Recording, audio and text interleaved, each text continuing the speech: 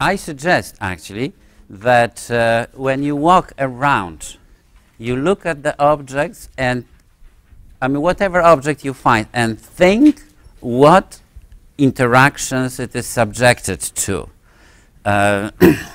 Because I know that it is confusing, at least at the beginning, to recognize the forces when you just start seeing them. Well, always now recognize also that the reference frame of the street or of the room is almost an inertial reference frame. So always think about if the net force of those forces which you identify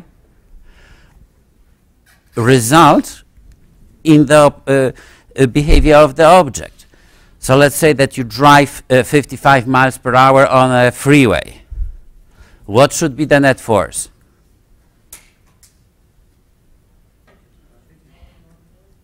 $55 miles per hour. No. It could be 0.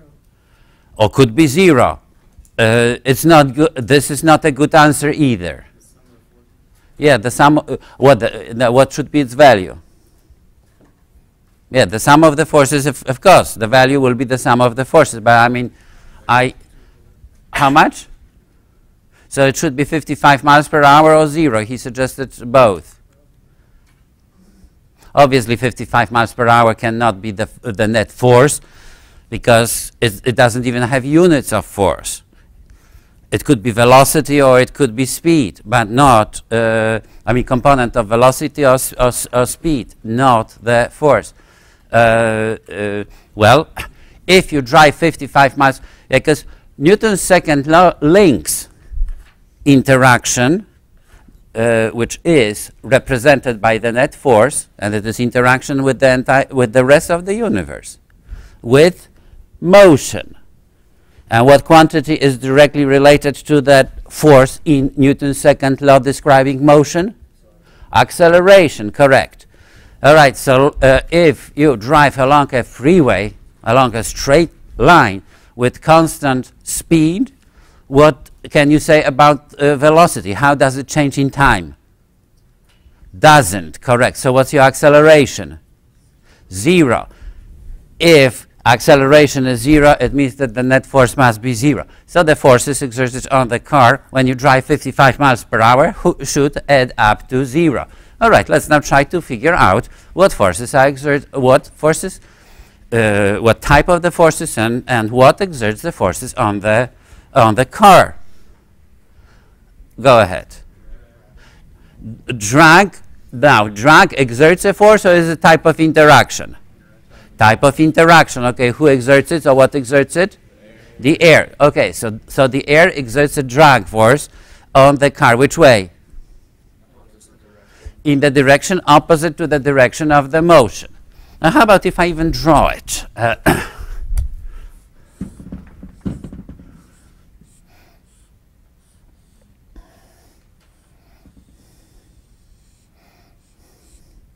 All right. So we have a drag force. Oh, I think we used letter R. What else? Must identify properly the force. So there is a, and we should consider gravity. So who? Earth on the car due to gravity. Correct. Which way? Down. I buy that. What else? Normal force. Who exerts it? The road.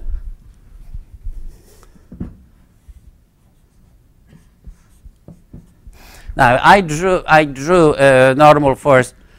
No, I won't say that. Go on. What? Thrust. Okay. Who exerts it?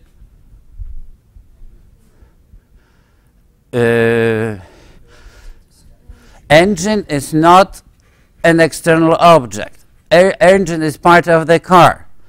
So it's effect of engine on the car. It is like if I were lifting myself now. The gasoline exerts the force. What kind of force? I like it, yeah. What type of force? I think that this is illegal force. I told you to use only names which you have, which are listed there. There is no force called combustion. Combustion is a process. Kinetic what? I mean, I'm lost. There's no kinetic force. So this is second force which you made up. Yeah, combustion is the first. Now kinetic is the second one. Friction, correct. All right. Now, did you mean kinetic friction maybe? Okay. Who exerts it and on what? Who exerts kinetic frictional force? The road on? Tires are a part of the car, so the car. Well, actually it's wrong. Not static force, static friction. It's static friction, not kinetic friction. Yeah, the car, unless you peel off the tires or slide on, then it will be okay. Which way? The car's not moving. Moving, yeah, 55 miles per hour. You are driving the car 55 miles per hour. The tires what? The tires are rolling, so it is static friction. Yeah, they don't slide, they are rolling. The surface of the tire is not sliding on the road if you drive the car properly. All right, static friction, so which way? So forward or backward? Forward.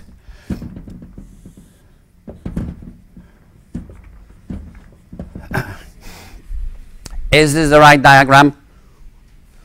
Actually, the forces are right, except that it's inconsistent with what I said, how you are driving it. Yeah, because I said that you are driving it 55 miles per hour. You wouldn't drive this 55 miles per hour. How would you drive this? You are going to speed up now, right? If static friction, because if you add all those forces, they will add. Oh, unless there are more forces. Did I miss forces? No, I didn't. Correct. I mean, you can think about. Did I talk about buoyant force? Listed buoyant force? Not yet. Okay. What about lift? Oh, this is a good point. Yeah, lift. Yeah, there could be lift, right? Because air is flowing around the surface. There could be lift. And is there lift or not? Let's say that there is lift. Which way lift? We will have lift. Actually, there are cars designed to produce lift. Yeah, how about if you look at this profile of a car?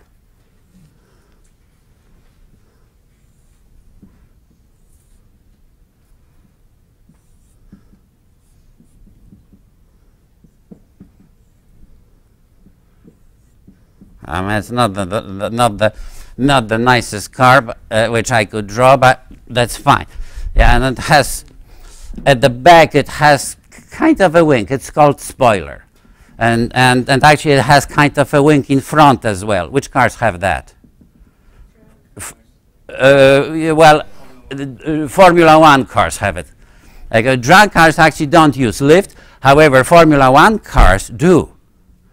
And looking at the shape of the car, recognizing now that car is moving in this direction, so airflow this way, what will be the direction of lift? Lift is going to be down, right? What would be the purpose of it? How does it keep it on the road?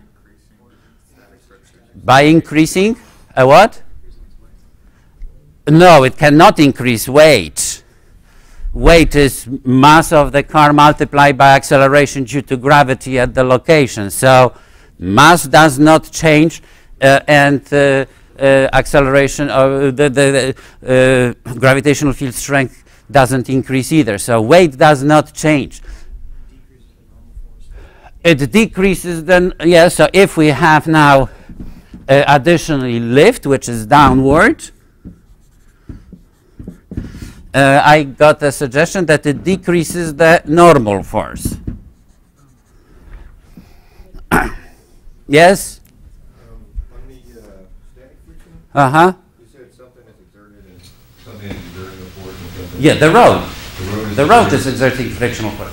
Now, do you like this diagram? No, I don't like it either. Why not? They will not equal out. So let's say that the drive is at the constant velocity. So this one must be shorter. Now, do you like it? Still not. Why? Because that car would accelerate downward, right? Which means that actually the normal force did not decrease, but increased. Yeah, the normal force increased. What would be the purpose of it? How is it that it keeps the car on the track? The what? No, it won't. It will not move the center of gravity. It what? No, it will not change the coefficient of static friction.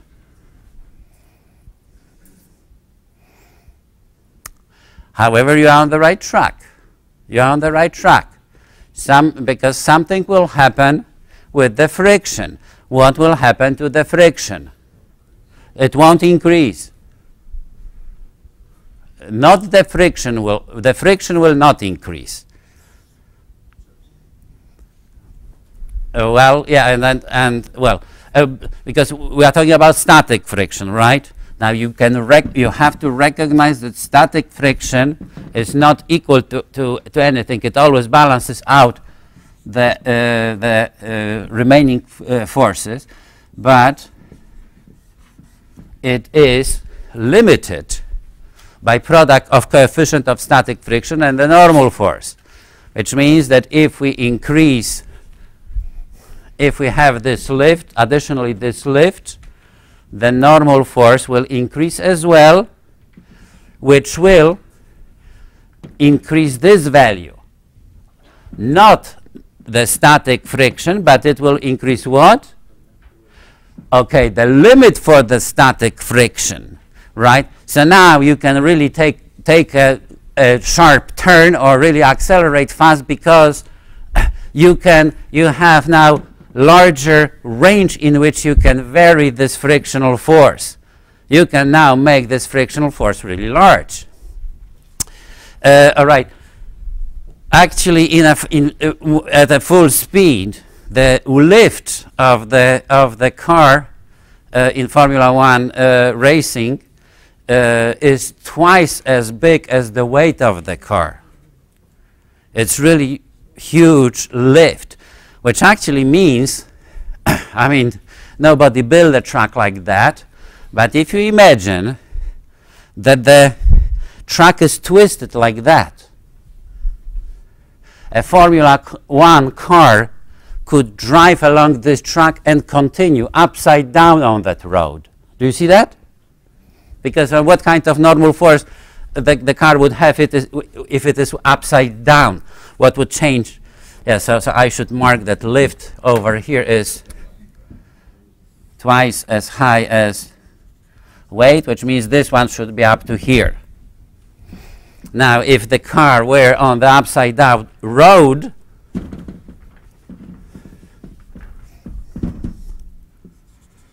then we would have lift in this direction, and we would have normal force in the same direction as the weight. All right. Yeah. So you see, I mean, just looking at the object, how much you can learn, and you have to, when you analyze it, put those pieces together in such a way that you recognize that they make sense, and make sure not to use illegal forces. If you find an object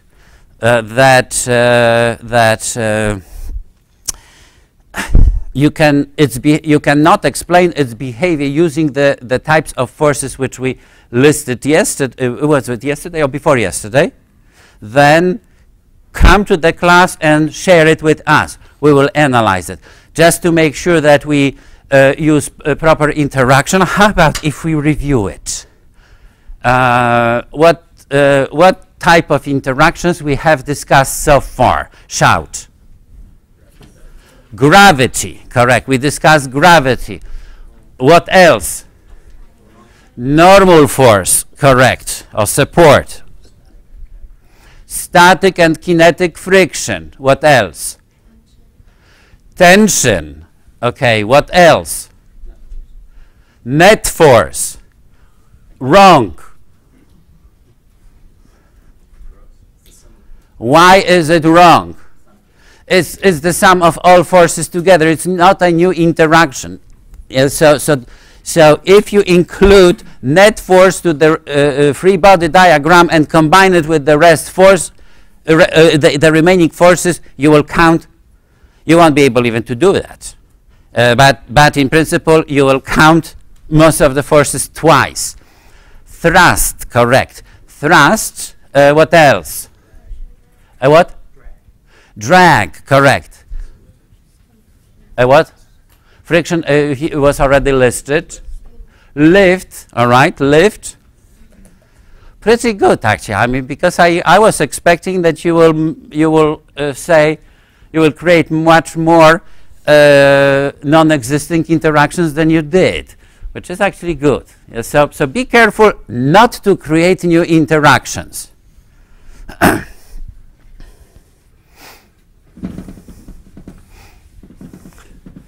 All right. Now I want to come back to the problem which I discussed yesterday and rephrase it. Now let's find out, let's say that this object is sliding. Now let's find out what is acceleration of this object, how to solve this problem. Well, the way I would do it, I would first draw a free body diagram. I would recognize that there is a gravitational force exerted down, normal force exerted perpendicular to the surface. It is exerted by the inclined surface, and if it is sliding, so kinetic frictional force. Which way should I draw the kinetic frictional force? You should ask me which way it is sliding, because I could slide it upward as well. I can give a push, so it is sliding. So let's say that it's sliding down, which means that kinetic frictional force is going to be to the left. Now, does it make sense what I did? And what can you say about, what can you predict now about the results? I actually try to draw proportionally. So since I'm already skillful in that, I immediately create the coordinate system which I used yesterday. And why? Because it is convenient. So I picked x direction here and y direction perpendicular to the surface. X is parallel to the surface. Y is perpendicular to the surface. And on the background, I recognize that weight and normal force only these two forces have non-zero components in y direction. And because the object is moving in this direction, I recognize that acceleration, y component of acceleration is 0, which means that y component of the normal force and y component of the weight must add up to 0. You don't have really to go through this thought, but it helps to draw a nice diagram. So I made it like that because I know that the object can accelerate only in the x direction. All right. Now, when I have those forces, I indeed introduce a convenient coordinate system, and convenient coordinate system is the one which will give me a lot of 0 components. So I always try to find out the coordinate system like that. And now I assign scalar components to each of the each force. So I recognize that that in this coordinate system, if alpha is here, then alpha is also there. So x component of gravitational force is going to be m g times sine alpha. Y component, I recognize that it's negative, but from trigonometrical consideration, I can recognize that adjacent, that the projection is going to have a length of mg cosine alpha. So component is opposite to the length of this adjacent, and the component is 0. Normal for scalar components are for x it's 0, for z is 0, it's trivial. Now for n I see that it is not 0, and I can put here either n sub y to indicate that this is y component, or I can use already the fact that if the other two are 0, then the component is either equal to magnitude or opposite to magnitude. Right? So over here I can only put n or minus n. Well, now I have to look at the diagram, and from the diagram recognize if the component is positive or negative, and it is positive. So I will have n. And the last one is kinetic friction, scalar components of kinetic friction. I recognize that it is in x direction, so y and z components are 0. And again, over here I can put either a symbol for component, so it would be fkx, or I can express or relate it immediately with the magnitude. I'll do that. So I will write down that magnitude is f sub k, and I recognize that it has to be negative. The component has to be negative. So because magnitude is positive, then I put negative over here. By the way, for g, I should put, maybe if I put a numerical value, g is 9.8 meters per second square over here, or minus 9.8 meters per second square. Who votes that it's positive? This g is positive. Who thinks that it's negative? Those of you who thought that it's positive, you are right. Over this symbol here represents magnitude of the acceleration due to gravity.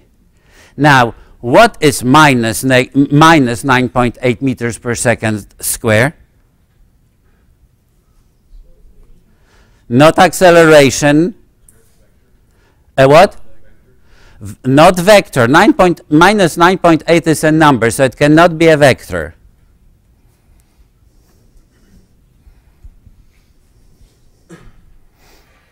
Because I know that often people are confused. Should I put 9.8 for acceleration due to gravity, or minus 9.8? Or how about if I write the triad representing the acceleration due to gravity? In which coordinate system it would be more convenient? I mean, how should I choose? I mean, this is a digression, so it's irrelevant to that problem. Parallel to the surface and vertical to the surface. So let's say x is in this direction.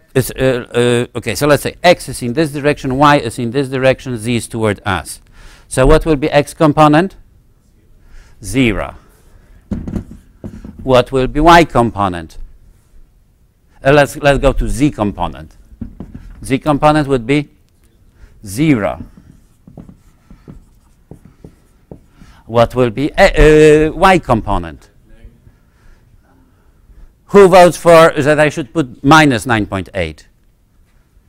Who thinks that I should put 9.8? Those of you, since I picked coordinate system with y up, acceleration due to gravity is down, it means that I should put here minus 9.8 meters per second. Sorry, I already have it. Minus 9.8. What is then? What is this value now? I'm not even telling you what the name for it. But when I use g over here, what should I put here? Plus 9.8 or minus 9.8? Plus 9.8. Correct. Why? because this is magnitudes. I have to square each of them, add them, and take square root, right? So it will be absolute value of minus 9.8.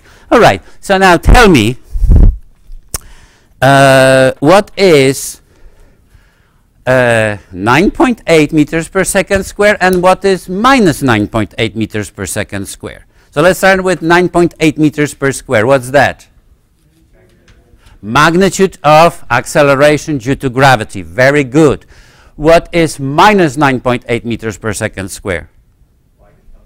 Y component. And correct. In the coordinate system which I just indicated, x, y, and z. Now that y component, because if I choose now x, y, and z, like that, minus 9.8 is not a y component. Do you see that? So just to make sure that we are talking about this one, what should I say? I should spell out precisely what axis is the y-axis. What axis is the y-axis? Up, all right. It doesn't sound right actually to say that minus 9.8 meters per second is the up component of the acceleration, although it makes sense. Do you see that?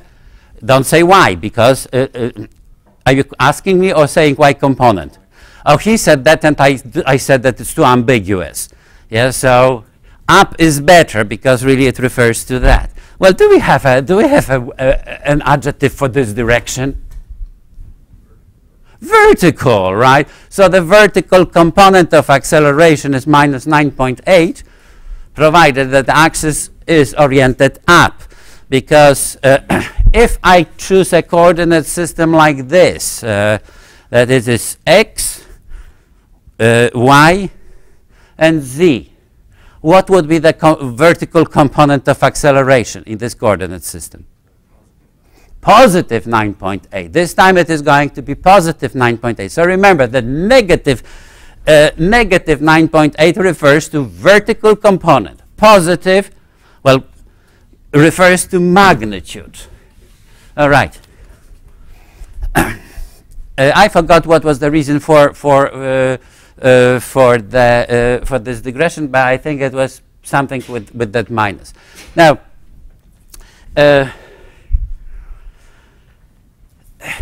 all right, so from this I recognize that the net force, scalar components of the net force, therefore are minus, or let's put, yeah, minus kinetic friction. Oh,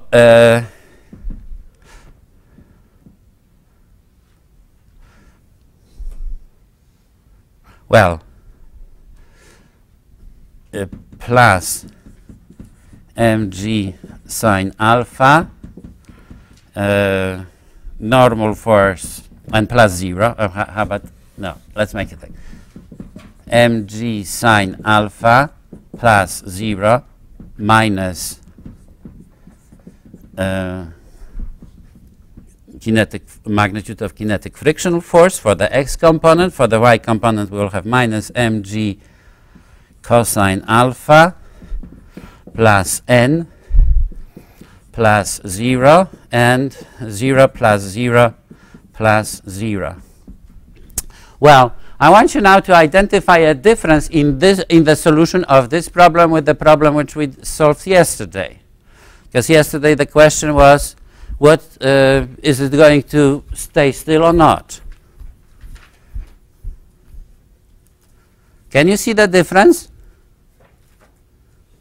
from this, how we solved the problem yesterday? Can you see the difference? Now, is it that you don't remember yesterday's solution, or that this seems to be identical?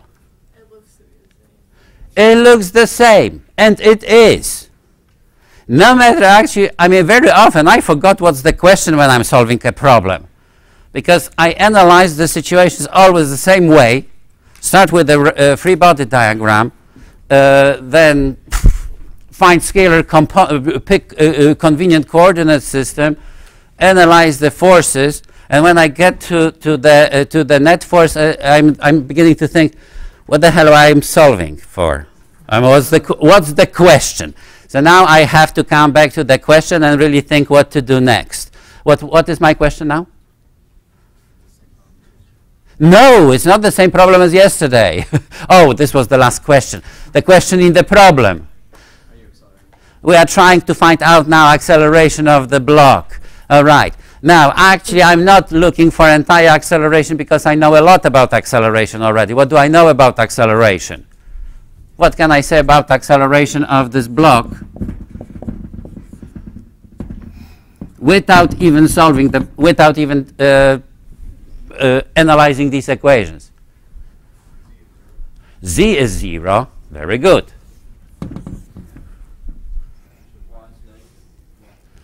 Y is negative. So, I mean, this component of acceleration is negative. Why?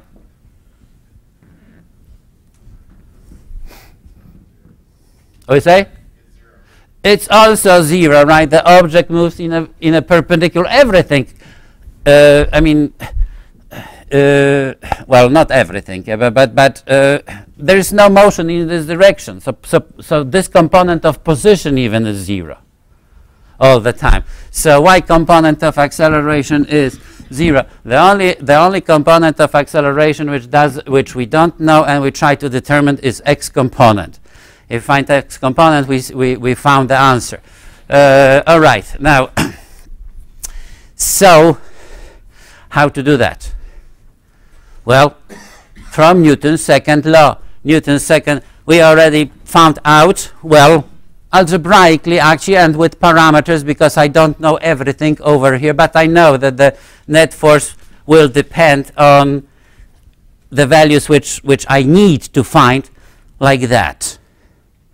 And now, so now I'm actually, this component will tell me what is the component of acceleration, because Newton's second law says that this force, and what is this force? The net force, right? Remember, the net force. The net force is equal to the mass of this block multiplied by acceleration of this block. So x component of acceleration, therefore, is related to what of the force? X component of the force, right? So let's say that I'll put here AX and AX. And actually, in this situation, I could not even put plus or minus A. Why not? Because I don't know yet. Yeah, it's not obvious which way is the acceleration. It could be that I gave a push at the very beginning, and the block is slowing down, which means that acceleration, x component of acceleration would be negative, or the incline is so high that it slides on its own, so acceleration would be positive. Therefore, I cannot put here plus or minus A. I have really to put AX. Now, this AX is going to be, I have now to take this expression and divide by mass of the block. So it means that if I divide, I will divide it right away. So I will have G sine alpha minus kinetic friction divided by mass. Do I know here everything? Let's check it. Have I solved a problem or not? Do I know G? Yes. Do I know alpha? Yes. Now, I don't know how many degrees it is. Well, I know it's alpha degrees. It's given in the problem. I said at the very beginning that it is inclined at angle alpha. So it is as good as saying at 40, because you can think how much is 40. So I know that. Do I know mass of the object? I did. Yeah, I said that we know that. Yeah, what was given in the problem, although I didn't have a numerical value, I said that we know the angle, mass of the object, coefficient of static friction, and coefficient of kinetic friction. These are things which are given. All right. So I know mass. How about kinetic friction? Well, actually, it's listed. On the, whatever we know is listed on the drawing. Do we know it? No, it's not listed here. Well, oh, I see. Probably I will have really to put start putting numbers so that I will never use them, because this, what I marked over here, was already part of the solution. Do you remember that it was not listed at the very beginning? I marked it when I draw the free body diagram, so I made it up. All right, like that. So I don't know kinetic frictional force. How can I get it now? F equals kinetic M times normal force. Why? Oh, right. Kinetic frictional force is related to normal force. Very good. Yes. So I have one more equation that kinetic frictional force, a magnitude of kinetic frictional force, and it is equal to a coefficient of kinetic friction multiplied by normal force. So if I knew normal force, I can quickly find out frictional force and put it here. Do I know normal force? Do I? No, right, I don't. Where to get it from? Why? Why? Yeah, okay, so you are saying that this expression has to equal 0. Right? You are saying that this expression has to equal 0. And why? Because I'm moving y. Correct. We have it over here. You see that? So I can write down now that,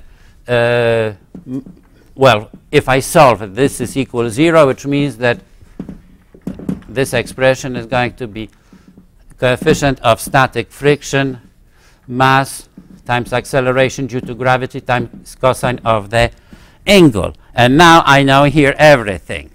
Yeah, I know coefficient of static friction, mass of the block, acceleration due to gravity, and cosine of that angle. So I can continue over here. G sine alpha minus coefficient of static friction, acceleration due to gravity, cosine of the angle. All right. Now, when we have this expression, we should start to think if it makes sense. So, what will happen if this angle is really small? Not 45 degrees, which I decided to give you, but if that angle was 0. If that angle was 0. So G sine alpha would be 0. Now, this is a positive number, this is a positive number, cosine of, oh, is it maybe negative?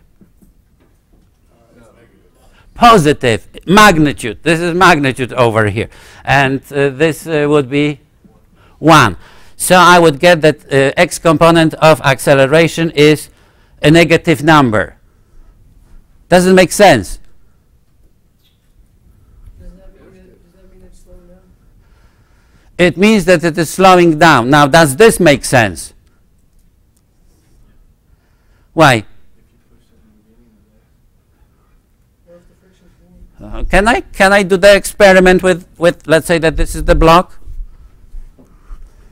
Can I test it if our finding is consistent with the nature?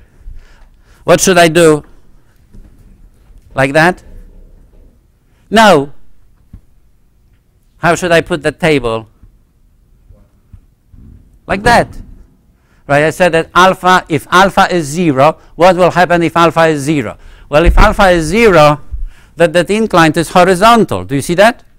Which means that problem is how the block is going to move on a horizontal surface.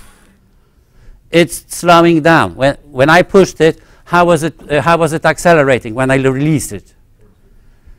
It was accelerating toward me. It was slowing down. So consistently, actually with this, I should do it like that. Yeah, so now x is in this direction. We can recognize that acceleration is in this direction because the object is slowing down. It has a negative value. All right, let's now, so this extreme situation made sense. How about if we look for another extreme situation which is trivial to determine? Vertically, right? Yeah, so what will happen if the block is moving on this incline? Yeah, we know the answer. How? How was it moving? It was in a free fall. All right. Let's see if we are going to get free fall for acceleration from our analysis. So if the angle is 90 degrees, sine of 90 degrees is, oh, actually on that one, sorry, this is wrong. Oh, yeah, yes, it is right. Yeah, so this one is going to be 90 degrees. So sine alpha is 1. So this term gives us g. Right? Now this term, look at cosine of 90 degrees. 0. So this term disappears. X component of acceleration is g. Shouldn't be minus g. Is it magnitude or component? Component. So it's not magnitude. What say? No, I mean, if I raise it up like that, alpha will be 90. X direction now is downward. Yes, so this is not a coordinate system x, y, and z, right? Stick to the drawing, right? So now it is x, y, and z. X is down. We got that x component of acceleration is g. It's positive, and everything is consistent. Because now x component is a vertical component, and on top of it, not up. Like, what's your name? Yeah. Nick. Like Nick suggested about 15 minutes ago, but it is down, right? Isn't it neat? All right. So since we enjoy it, it's better to finish the party before we are all bored. So it's always nice to leave a party when you are excited. Think about it now. When you walk around, look at objects and see the free body diagrams. Okay, and if you discover a new interaction, come and share with us.